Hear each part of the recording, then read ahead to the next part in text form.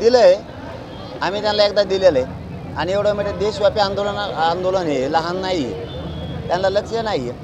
परंतु तुम्ही म्हणताय पंतप्रधान सगळे केंद्रीय मंत्री कामाला लागले, ही मराठ्याच्या एकजुटीची ही त्यांची हार आहे.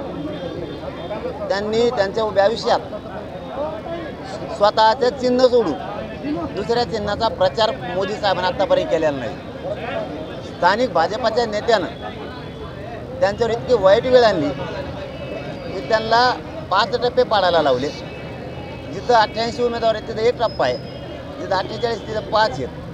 हे फक्त त्यांच्या नेत्यांनी त्यांच्यावर वेळ आणली. स्थानिक महाराष्ट्रातले जे नेते हे मराठ्यांचा एवढा द्वेष आहे त्यांना भयानक.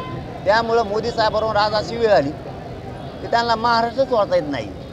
आणि इथंच खरं मराठी जिंकलेली, इथंच मराठी जिंकली. एकजुटीला घाबरूनच त्यांना सभा घ्यायची वेळ आली आणि पंतप्रधान साहेबांवरची सभा घेण्याची वेळ फक्त स्थानिक त्यांच्या नेत्यांमुळे आलेली.